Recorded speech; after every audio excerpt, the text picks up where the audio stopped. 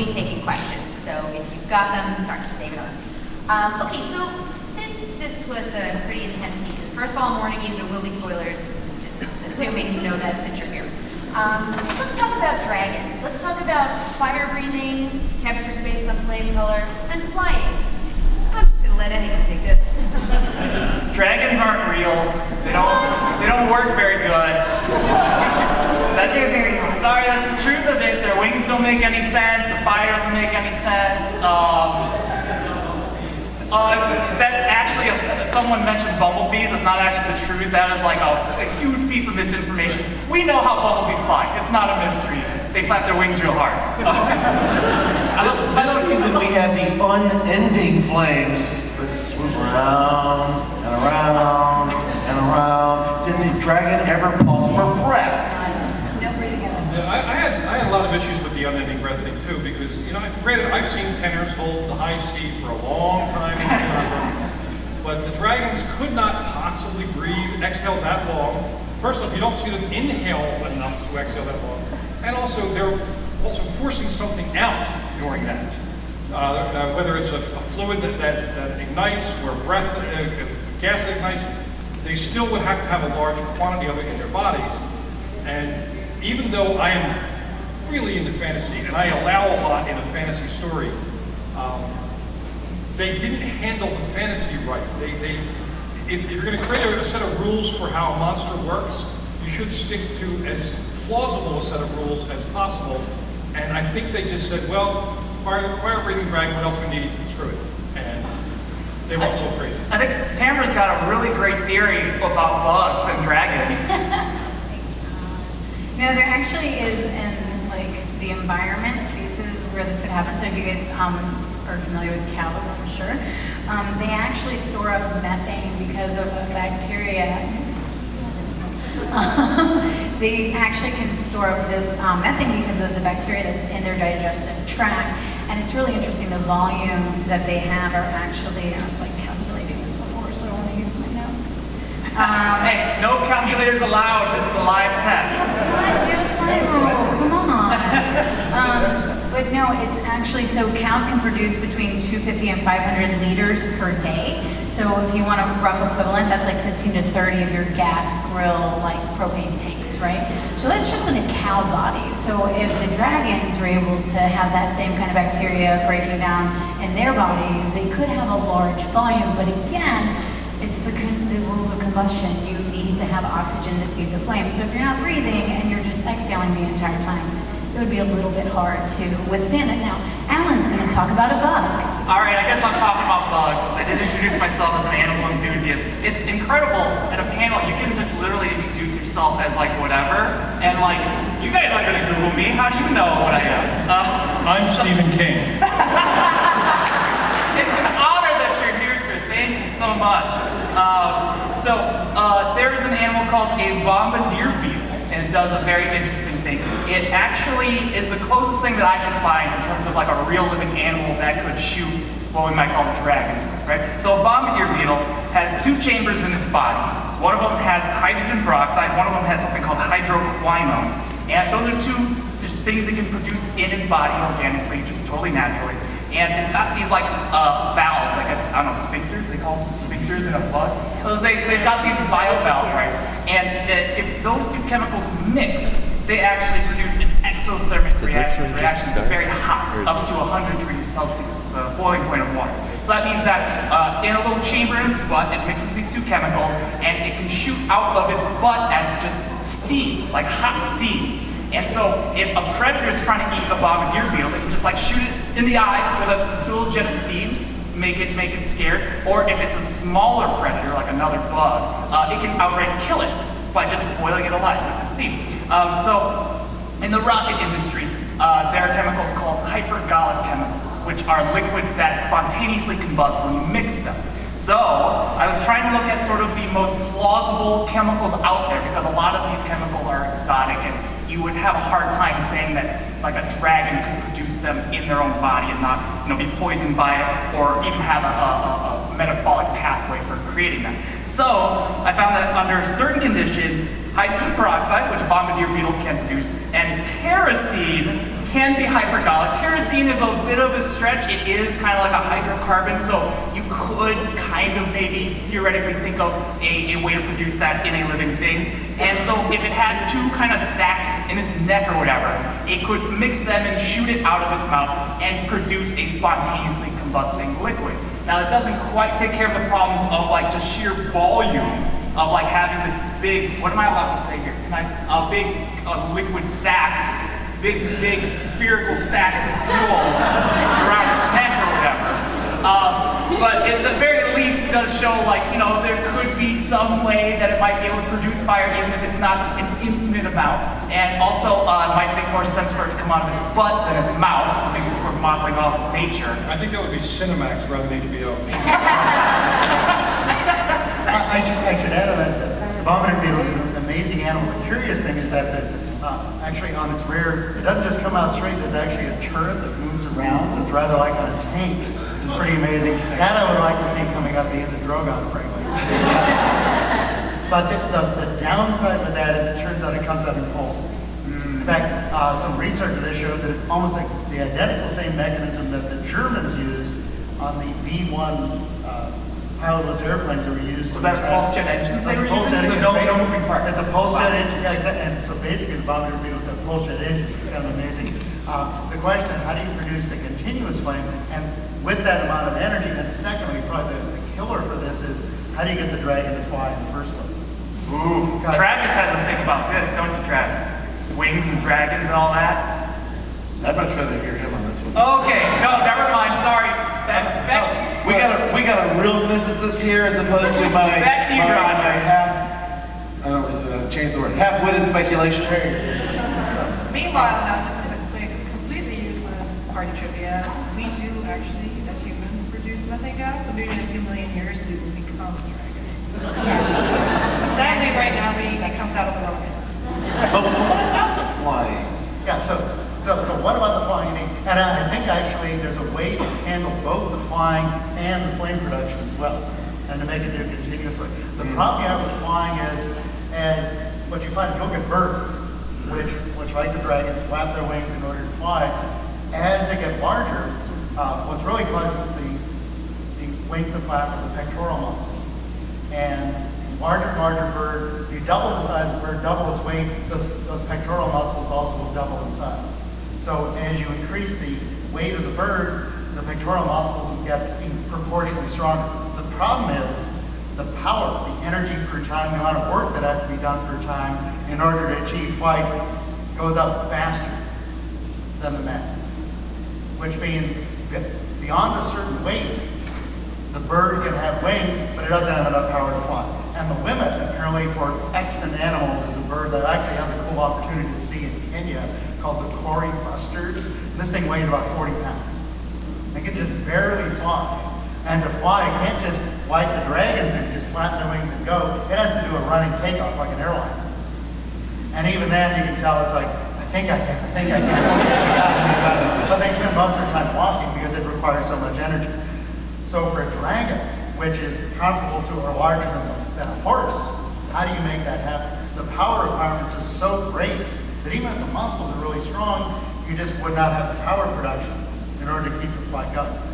So think about this thing, how are you also going to produce the flame? And also there's this issue in the books that the bones of the dragons are black and they're dense. And it's all about, okay, that's iron. I think, no, that's not iron. It's lead. Is the answer to a lot of this stuff because magic? No, it's better than that. Nuclear physics. Oh, wait, are we getting into nuclear-powered dragons? Yes, indeed. Oh my goodness. Let's hear it for nuclear-powered dragons. Oh boy. That's the hashtag. So Now if- wait for you to get to the end of this. So if there's I'm totally open whether it's fission or fusion. Fission is probably less insane than fusion. But if you can have a nuclear-powered dragon with a fission plant on board, first of all, that's why you want to have lead in the bones so the animal can shield itself from its own radiation. Secondly, because you have so much power by the way, then you can power the wings because you're not depending on ordinary metabolic processes. There's plenty of energy to produce a continuous stream of flame out of the sky. And it also explains something else that people didn't like in the last season. Namely, if you're riding around on dragons all the time, and these dragons are producing radiation, and you're exposed to the lead in their bones, you get radiation poisoning, lead poisoning, you go crazy.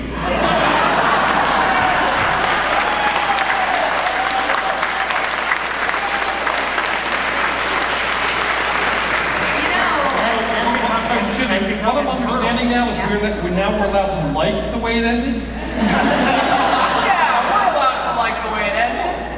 We can just clear dragons out of it. Of course we're gonna like it. That does take me to my next question, because I was going to ask about the psychology of Daenerys' turn. That some people are okay with and some people are not okay with, and I've had long discussions about who wants to take that. Was it justified? Wasn't it? Was it the dragons? That's Travis and Jenna. I think the psychiatrist should tell him. People can have abrupt breaks from reality, and hers was not a complete break. Yes, we've seen evidence along the way that she had some potential. We've seen signs, but it's so ever. She's been through so many things along the way. And where we finally get to the point here, so she loses one more person close to her, and then the start of the following week, she's in a bad place. It's like, so it's only because guys held her back that she didn't do this ever before. She has not been presented the way. The actress did not play her that way before. If the directors have that in mind for the long game, they should have shared it with her, just like Rowling told the actor playing Snape some stuff about Snape so he'd know how to do the little things along the way that would make it work. She was not played that way, it was not directed that way. Human beings are complicated, but in terms of this thing happened and they went mad, as happens in so many stories, and one of the big things that just drives me nuts when I'm reading comic book stories, I like comics, reading fantasy stories, I like fantasy. I'll go on through all of them, but they'll also drive me nuts. It's every bit of it is completely possible. Every bit of it falls within human nature. I feel it was not presented to us in a way that sold it.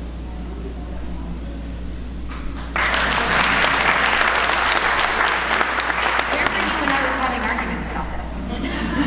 I would definitely say I agree with Travis on that. I think in terms of the way it was acted and portrayed, it wasn't the kind of progression that I think would have made it convincing. But I think it comes down a lot to the argument we always run into when we're talking about any kind of mental health related issue, whether this is nature versus nurture, was she was always kind of doomed to follow in the footsteps of her family members, with the Mad King, or was this actually the set of circumstances that kind of created the perfect storm and fed into the fragile part of herself that was more vulnerable to becoming more into the kind of the same situation. I do think that there are like little pieces here and there that we do notice it.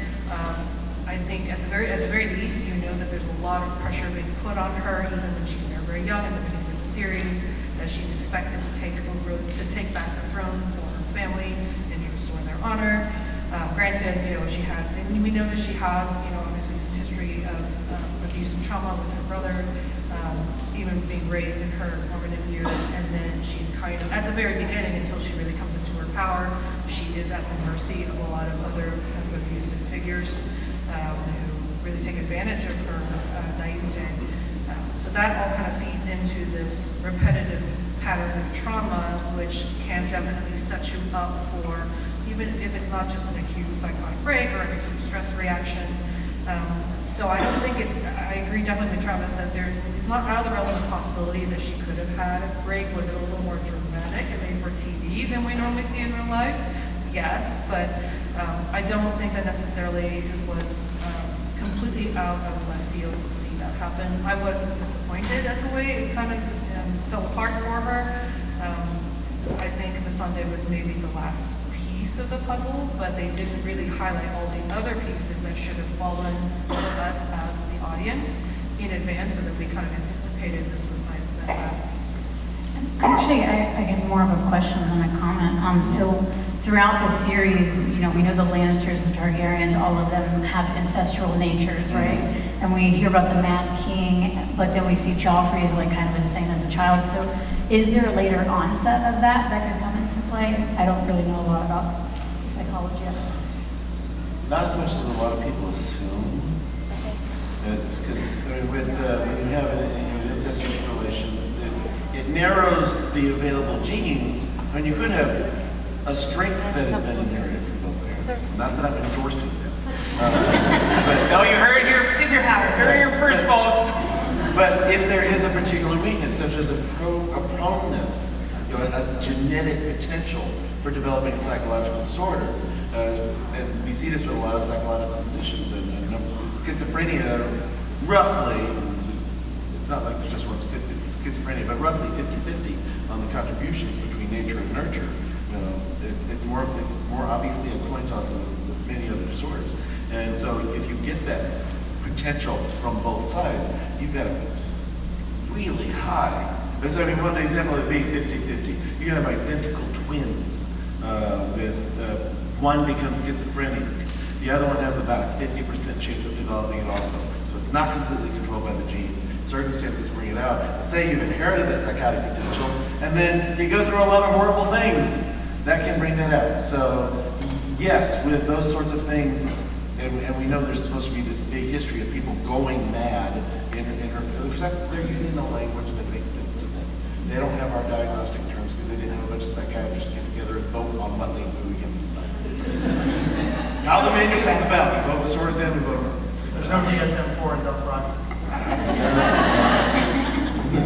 We have lots That of we know. videos when that happens. Well, speaking of major things happening to major characters, let's talk about Jon Snow and bringing people back from the dead.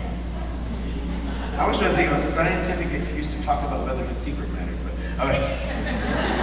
So I actually found some really cool stuff on this. There's actually research going on right now for gunshot victims on how to freeze them to be able to slow down all of their metabolic processes so the brain doesn't degrade, so the cells don't degrade. And so surgeons have a longer span to be able to bring them back. And it's kind of incredible. So right now the victims are actually pigs that they're using, but they were able to they were able to facilitate a 50% blood loss, and by taking them to 50 degrees Fahrenheit, which is like half their body temperature, they were able to get a recovery in 90% of the victims.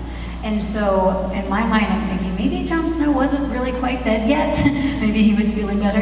But it was so cold at the wall, right? And so he's laying in this room and we see him come back. And what's really intriguing is that as you start to thaw and you start to come back out of this, what first comes forward is your lizard function. So like things like your breathing and it takes a little while for your full cognitive ability to take form. So we see him kind of come about slowly as he's coming back to life. So there's actually So it's like in The Princess Bride, are you really dead or mostly dead? There are some things in science also that deal with hibernated states. There are frogs and squirrels and so on that will freeze solid, every winter and thaw out and be fine. And their bodies, the way they're constructed. One of the scientists can actually give me the words for this, but the way in which the cells are protected in freezing is different in those species than it is in most. We have more cellular damage, more tissue damage. They have less because of some other way in which their physiology is constructed. But they freeze solid. So they are, if you were to look at them, they would be dead. By any way in which the average person who doesn't have diagnostic tools or training would be able to assess that they'd be dead. So, I'm willing to go out on a limb, offer 13 zombie novels, willing to go out on a limb that there's some hibernative process going on in Jon Snow, whether it's something he inherited from the Targaryen genes, who knows, weird family, or something that happened to him out at Castle Black. But that one doesn't feel as much of a stretch for me as some other elements of the show. I'm willing to accept a hibernative state and a return to consciousness. So. There are also kind of they're very rare medical cases of people who are believed to have passed away. Now, granted, they don't usually suffer horrible trauma prior to passing away, but who wake up in a cadaver bag in the middle of the mortuary and come back to life, so to speak. It's very rare, but they are documented in medical science, and I think there's still a lot of curiosity about what was different about those people that allowed them to survive what otherwise seem like, and a lot of times it is things like being frozen, being drowned, it seems like they've completely passed away, and yet they still manage to survive and beat the odds. But as a side note, we do know that brain cells are extremely sensitive, and so what I find interesting that is kind of, for me, is kind of funny is if he was brought back from the dead, then maybe he kind of fried a few of those, and that might explain why he took him until the last episode to realize Daenerys might not be on the up and up chair. Well, they did say that like every time you get brought back that way, you kind of like lose a little bit of yourself, right? So maybe that's why. He might be losing actual executive function. Actually, brain damage again. You start off knowing nothing, you lose some of that, then you're in real trouble. That's not a good thing. The word I have written down is cryoprotectant. Cryoprotectant. So those animals that can be frozen solid, as it were, tend to have urea and glucose in their tissues, which helps to keep from their cells from freezing completely solid, because that's what gets it, is the ice crystals actually like breaking through your cell walls and destroying them. So essentially antifreeze or just lower. Yes, lower the antifreeze freezing point of is the exactly the idea to have in mind there. So that's kind of, we had a discussion about White Walkers and how they could move around last time, and that was contentious. Well, one last thing about John though is, I mean, okay, so maybe there was this cryoprotectant and he did come back. How did he heal all those knife wounds though? They seem to just gloss over the thing. Very shallow wounds. Just a crush, really. He's a bleeder. Nothing serious.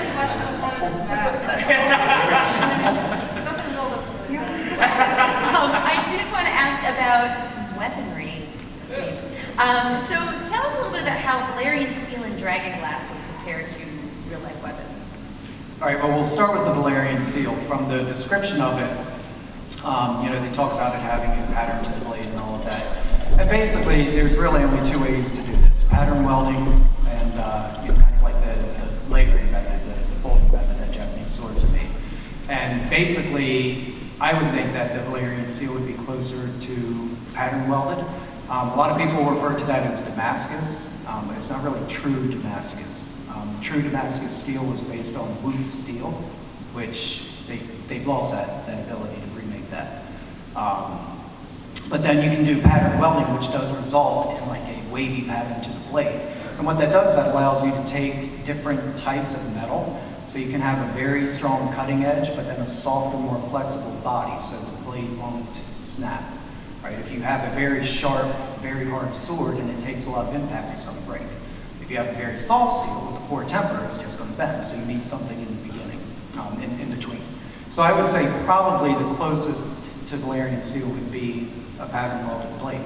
And again, it's going to be very, very tough. It's going to be very sharp, and it's going to be able to take a lot of abuse. That's why it would last for a while. Now, Dragonglass, this is the one that gets me, because it's basically like obsidian, but then they're making larger weapons with it that they're just going to break, because it's essentially, you make it by pressure flaking and cutting the edge down with something harder. Not forging like they showed. Yeah, not forging.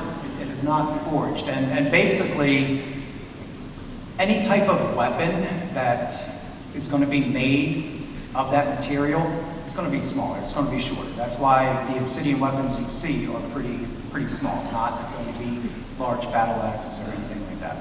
Now, oddly enough, even though they poured them to make them, they still look flaked. Why would you pour it to make it look flaked?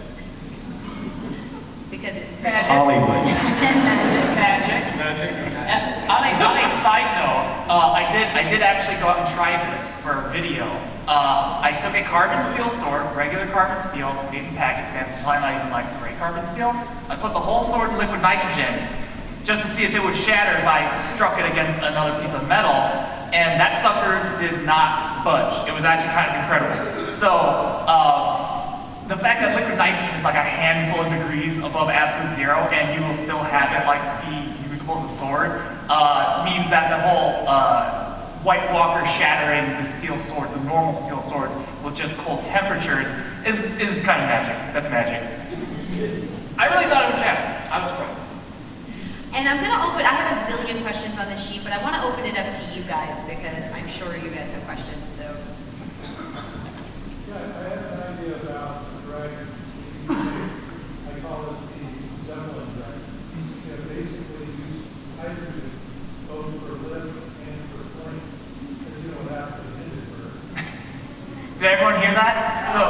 we got a suggestion that the dragons could perhaps be kind of like hydrogen-filled zeppelins to account for the fire and for the flight.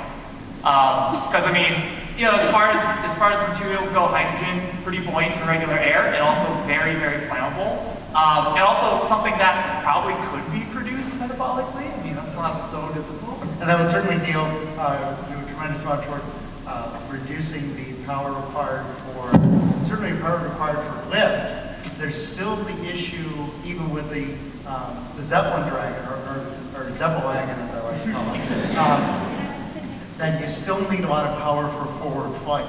Because that has less to do with the weight, it has to do more with just, it turns out for most of the drag on airplanes and birds comes from the wings themselves. And just based on the size of the wings, you'd still need a lot of power to actually just to make those things fly as fast as you see them. If it's already filled with hydrogen, then I think that if you just point it up and back, well, that's true. It'd probably be pretty good. You certainly get some reaction to it, that then depletes some of your onboard hydrogen stores. And then we come back to flame coming out of the butt of the dragon again. I so want to write this version of Game of Thrones. Now that we're back on the dragon science, one thing Tamara mentioned about the dragons need to breathe did occur to me is, in the midst of this otherwise completely improbable thing, is the flame is endlessly knocking down buildings. At least, maybe the dragon is at least on that one part doing circular breathing, like Yanni holding the endless note.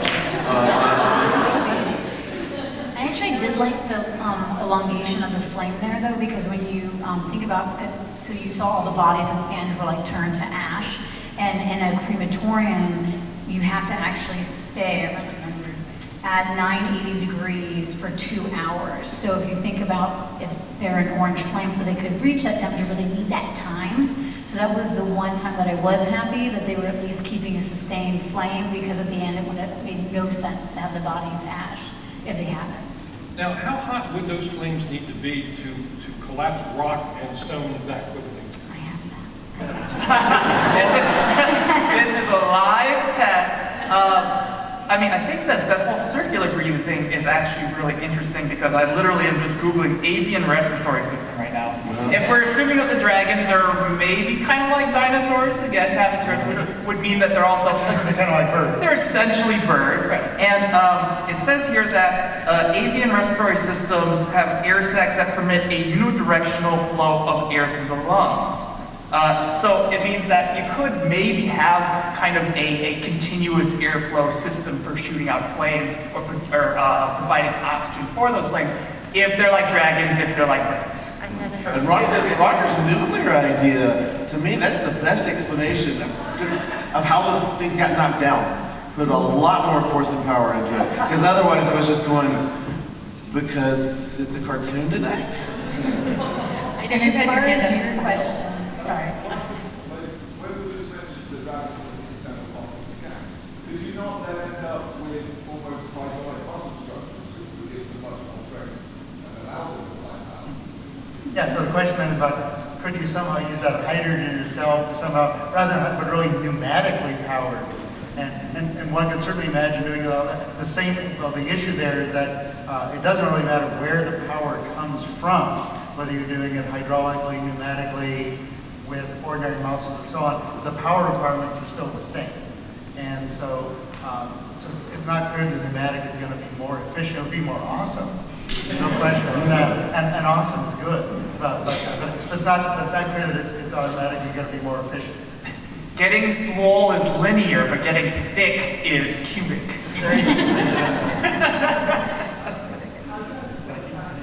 Absolutely.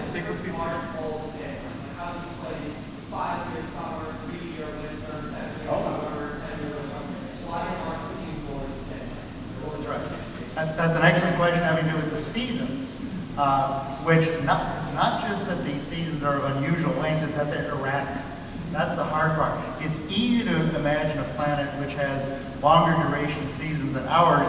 On our planet, the reason for the duration of the seasons has to do with the size of our orbit and also the tilt of the so-called obliquity of the Earth, the fact that as the Earth orbits around its axis tilted by 23.5 degrees. You could change that, however, pretty easily if you allowed that obliquity to change dramatically.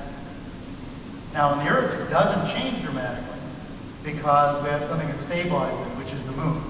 And the moon's gravitational influence actually helps them maintain that 23.5-degree angle. By contrast, Mars, which also has almost the same inclination that we do, and interestingly about the same length of day, it's actually gone through all kinds of obliquity excursions. And there's lots of evidence for that having happened in the past. And when that happens, you can get planet-like ice ages. Really, winter came in a big way. And then it comes back and things warm up again and so on. So there's actually this possibility on Mars because those obliquity changes with freezing and cooling, freezing and warming up again, that life may have evolved on Mars a couple times and then been frozen out. So now, I believe in the books, if I recall correctly, there is a moon that they refer to on Westeros, but there's no reference how big it is. So if it's substantially smaller than ours, there could be less tendency to actually keep that same inclination. Maybe there's some obliquity variations, and that could be enough possibly. And what caused the variations actually influence from the other planets in the solar system. So you have a weird enough planet, where you have a weird enough planetary system. And we now know, with knowing about 4,000 planetary systems, that there are some weird ones out there. It's possible that, yeah, you could, in principle, be able to make some really bizarre seasonal variations of just that sort. There's also in the book the mention of the 14 fires. So like the Balerion civilization is disrupted by the volcanic eruptions. And eruptions here on Earth have actually shown these mini winters will develop, and the ash can actually spread at, beyond continents, and we've seen that historically. So that could also start to alter and give this erratic swing to the winter, springs, all of that, and actually throw it into an ice age if it occurred. Yeah, just the eruption of Krakatoa in the 19th century actually caused some unusual climate for the next several years after that event. Giant crossbow, max range. I'm interested that you're going to have a crossbow that's connected to a boat. So the question was giant crossbow and how you can make it shoot good on a boat. So we need a 10-foot crossbow. Boom, headshot.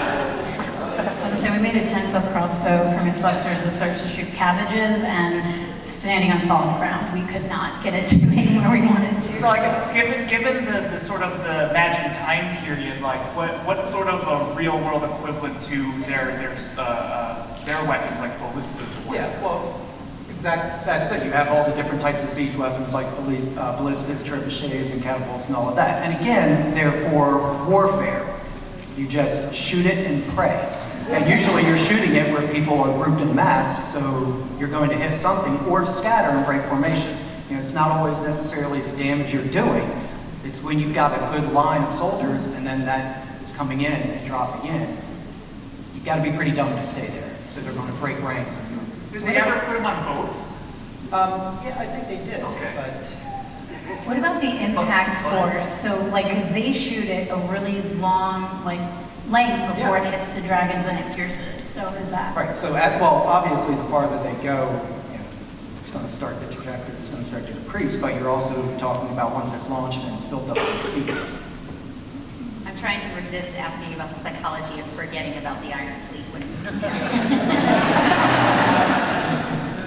Next question. There was a guy over there. It looked like his hand was up for quite a while. How about that guy? So are you saying that if we create a Death Star and put it around Mars, we can make it livable?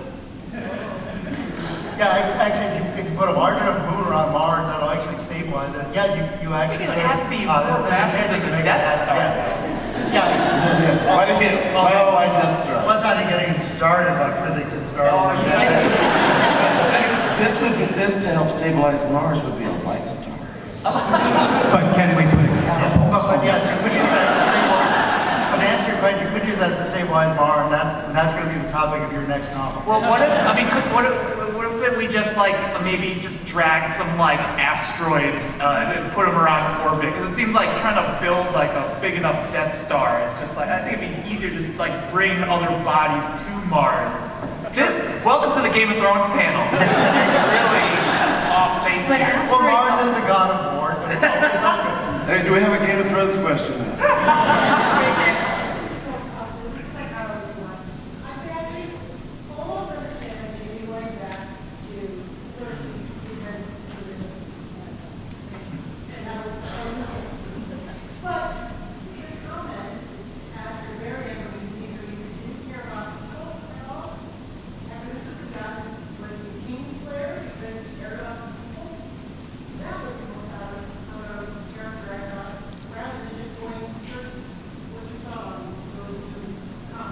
He was wrong about himself.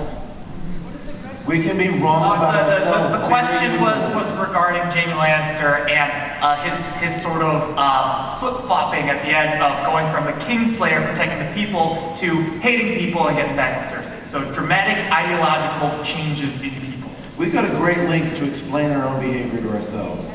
We don't always know why we do the things we do.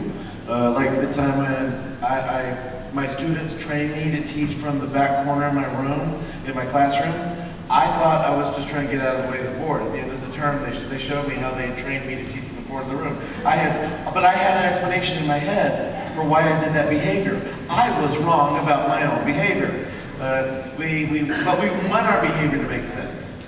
You would have somebody with a split brain operation it's separating the halves of the brain, and you flash something to one part of the brain as a cue to do an action, and you ask the other part, why did you do that? They'll make up an explanation, which has absolutely nothing to do with the fact that the other part of the brain saw this message they had to do this. So he wanted his behavior to make sense to himself, and that was what made sense with what his course of action, because thinking about the other stuff would be, why am I doing this?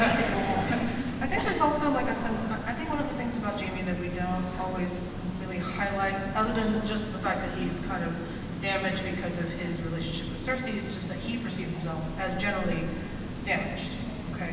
He has a lot of guilt within him, and even though he does seem to be on the redemption arc as he goes through the series, when we think about a lot of reluctant heroes, so to speak, the archetype kind of in literature, is that they carry with them a lot of shame, a lot of fear of failure. So, by the end, the reality is that he's got all this weight on his shoulders, from someone he cares very deeply about, expecting him to become this person that he's not 100% sure he can be. Even though he's had proof along the way, because his own sense of self has been already so fractured and damaged all along. And there's a sense of like fear of change, which I think we all can understand. Even when we have things that we know will change our lives positively, it's terrifying to do those things. It's terrifying to make those decisions. And I think, there's a piece of that also in what he says, is that he's kind of trying to deflect pressure off of himself, because he's saying, I'm not who you think I am, so that I don't have to actually become that person. And then when I fail, I'm not letting just you down with myself as well. So I think he was, to some degree, he was kind of trying to protect himself emotionally from that kind of pressure.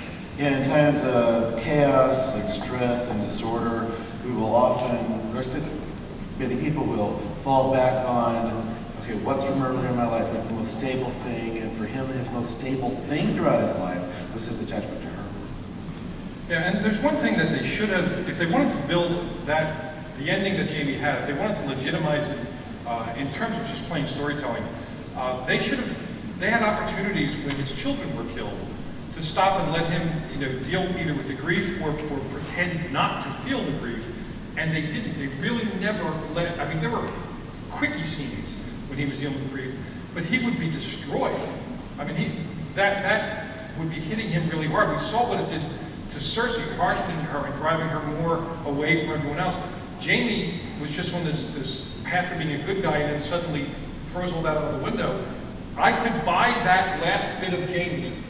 Yeah, I know. That throws it out the window, just like Ray. Sorry. I could buy his change of personality in the last act if they had explored his inability or refusal to deal with the grief for the death of his children. But that was, to me, a missed opportunity that could have legitimized that particular trend in his personality. Totally. We've about 5 minutes left.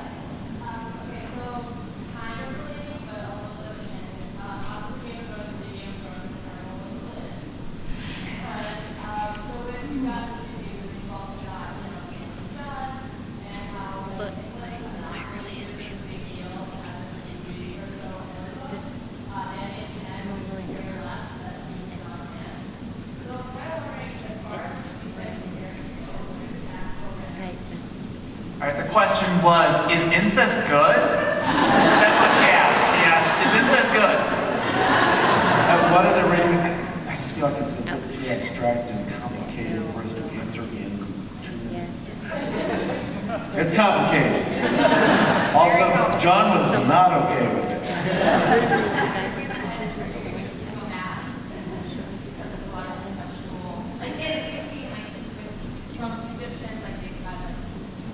Yeah, there's definitely medical conditions and medical diseases that get passed on in generations, and certainly when you have family, especially if they're first relatives, when they come together and form children, that it actually accelerates the likelihood that the disease will take hold. So it's kind of going back to your question. It's not usually a delayed onset; it's an earlier onset. Even with mental health disease, you tend to see it much younger instead of not much older, and it tends to be a lot more significant and more severe. Like Joffrey. I like incest is complicated as a t-shirt slogan. Hashtag. Okay, we have about 4 minutes, so if there's another, right back.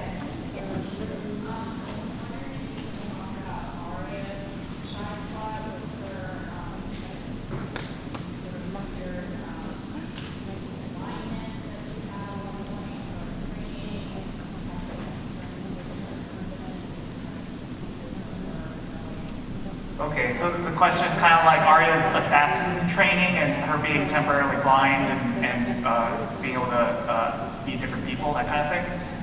That's iconic, right? You guys. I mean, that could be like a whole panel on its own. I will say that the one thing that I really liked about her that they really demonstrated well was resilience. I think the fact that Arya is poster child for having significant resilience. She's put through quite a bit in her journey back to her family, and some of it very physically traumatizing, some of it very emotionally traumatizing. At one point, she's being asked to completely remove herself from the identity that she's spent her entire life cultivating, and then to somehow retrieve it and put it back within herself and become whole again. We rarely see that happen in as quick of a time as it does over the series, obviously, when we have someone who loses their identity and brings it back. That usually takes, it could take an entire lifetime to even get halfway to that point. So, but resiliency is key. That's really a big factor in whether or not you recover from things like trauma and abuse, and I think that's something that Arya really does demonstrate very well. Yeah, Arya and Sansa are some of the examples we use most frequently in terms of what we call post-traumatic growth. People who go through trauma, maybe they experienced a full set of PTSD symptoms, maybe just some. The one most likely with people with post-traumatic growth is that they still have the re-experiencing of what they've gone through more than other people do. They're hanging on to those lessons. They're using those things to motivate themselves. So people who've gone through trauma and they grow as people, they find purpose, and those two seem to be particularly strong examples of that, especially when Arya gets back in touch with her humanity later on. And then that is also consistent with some people having, some of these post-traumatic growth individuals having had PTSD symptoms along the way. And just Arya's my favorite character. That's because Arya's the best. I'll take it. If we can do it really quickly. Fast. 60 seconds. I think it's because she had a good baseline in her heritage. Ned Stark, I always want to mention him because I'm so angry that he's gone. Rest in peace. I think he gave the children a good baseline growing up. This is what you need to do. This is who I am. This is who you should be. And take it, and that's what they did. So I guess it's the role of good parenting in resilience. It's kind of a question. That's what Game of Thrones is about. There you go.